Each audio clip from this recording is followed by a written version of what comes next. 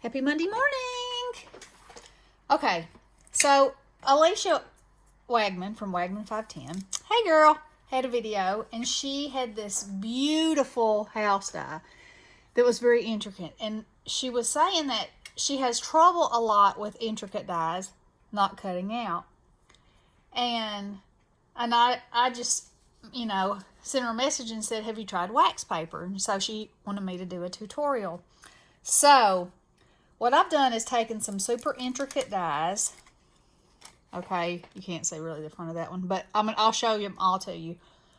And I cut them out. Now all you do is, under your paper, you put a piece of wax paper. Okay, easy enough, right? So I've used, this is like 65-pound cardstock. I've used foil. I've used 110, and I'm going to show you examples of all of them. Okay, so this is what you have.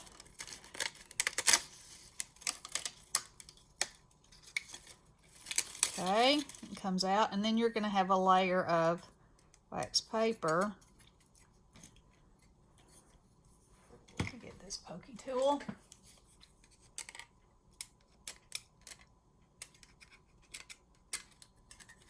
Okay, so you just get it going.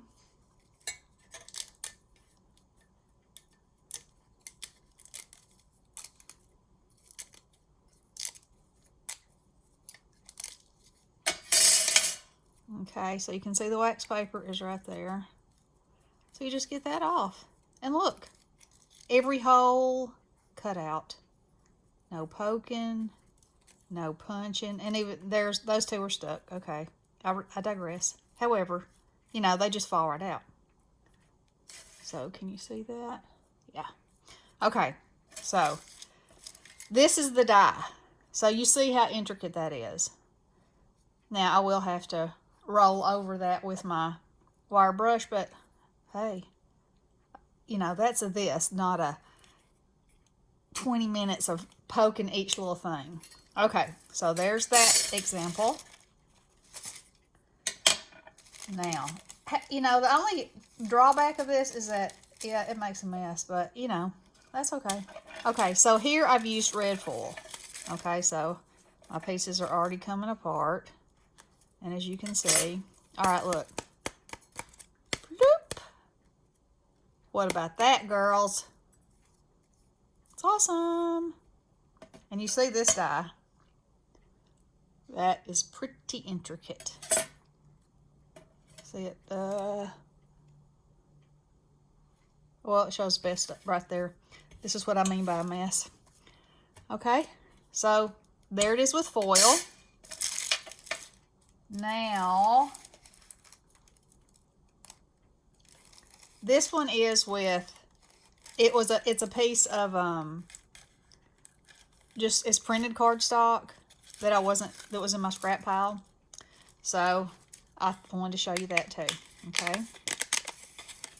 And this actually cut it out of the thing. Okay, there it is. I mean, and I have Spellbinders dies. I have Crafter's Companion dies. I have, I got all kinds of dies. And I've never had a problem. Now this one, check it out. This is a background die. This one came from Allie. All right, see all those tiny little holes? Okay, are you ready? Okay, so when I pull it out, it looks like this. Pull that off. Bump, bump, bump, bump, bump, bump, bump. And kind of flip it back and forth. And I mean, they'll come out. This is 110-pound cardstock. So it's trying to stick in there a little more than it would, but they'll all come out with no poking, just a little thumping. If your thumper works, you're in good business.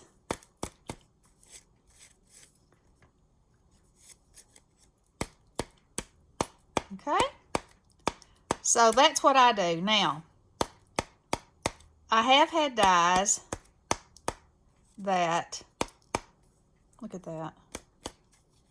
No pokey tool required, maybe. There we go. They're all out. Look at that.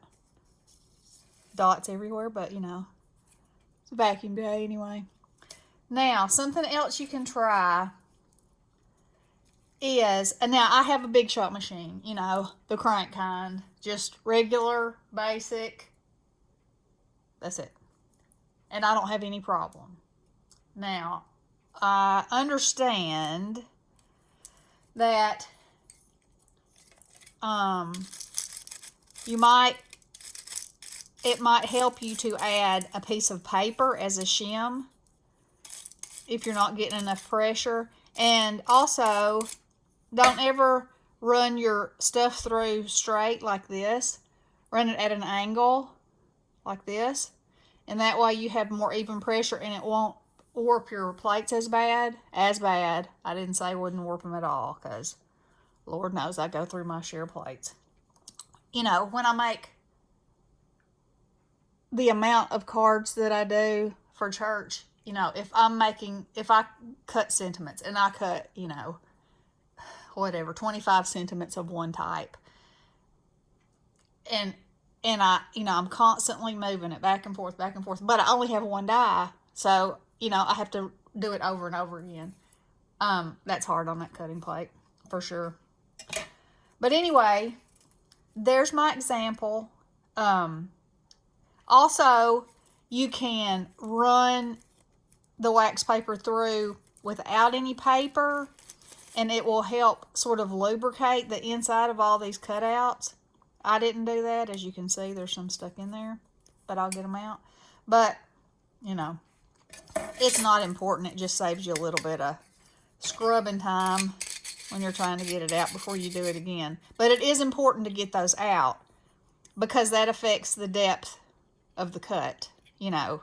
And so if you have a whole bunch of buildup in here, the blades aren't going to be able to go into the paper below it. Follow me? Hopefully. Okay, so there's that. I didn't invent it. I don't even know who I saw do it. But I was like, wax paper? Okay, that's weird. I'm sure that's what Alicia was thinking too. But, y'all, it's the ticket. It works. Look at that. Look at that. Beautiful. And that was that die.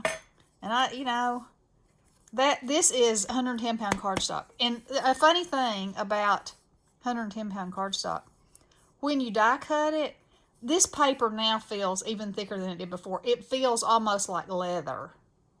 It's crazy. Crazy cool. So anywho, there's my take on that. Now, let me rake all this to the side. And while I have y'all on here, can you tell I've been making cupcake rosettes? Let me rake this over here and I'll show you what I've been working on. I'm not going to say who it's for, but it's for somebody. Now I have to find where I put it. Here it is. Okay, so I got this fabulous coloring book. This is it right here. It's an Alice in Wonderland coloring book. And it has all these fabulous Alice coloring pictures. So, this one screamed to me. Book cover, book cover. Of course, I had to turn it because I wanted to use a complete sheet and it wouldn't fit on the size that I made. And this is by no means finished. This is just what I've got so far. Okay, so I wanted to make it black and white. I used all the same, I colored all the images in here with my Prismacolors, and I'm not through with all their goodies yet, but anyway, that's the back of it. That's mine in the back. Okay, so you open it up, and it says begin at the beginning and go until you come to the end, then stop. And so in every page, you know, I will tuck ephemera, and this is just what I've started with. There will be little pockets, and I tried to go with black and white, and, you know, painting the roses red. There's Tweedledee and Tweedledum. There's just going to have a flip. There's the Mad Hatter. there'll be a little something fabulous in there. Now see, I have decorated their little buttons. Yeah, let me get that over a little bit. And glossy accented their eyes and their shoes. Okay. And I had this vellum, and I used my Copics to paint some of the roses red. You know, painting the roses red. And then I had this piece of paper, which that's really not a rose, but we're going to say it's a wild rose. So I painted that. I colored it. And then this one. And then I had these heart dies, so I made a belly band there. I'm going to put these here, and I'm going to put something else there, because these don't show up that good right there. Okay. I don't know why I'm not folding this back up as I go. This is the first time I've done this kind of book, and I probably shouldn't have done it for a gift, but you know, that's how I go.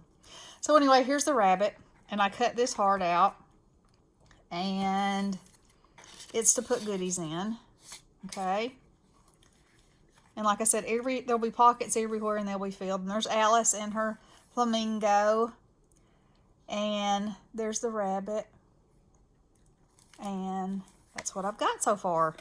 So, let me know what you think. Well, it's falling out. I've made embellishment books before, but never one like this. And, it's not perfect by any stretch of the imagination. It is not a Daniela Hayes book. Let me say that. That girl. Or Robin.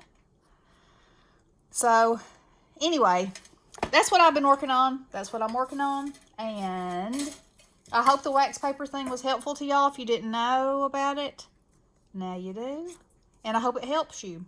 And if you run yours through and they don't come out like that, I would recommend putting one piece of paper on top of your die as a shim, because you're probably not getting enough pressure to make the cut. And, once you make the cut, the wax paper will do the rest for you. So, okay.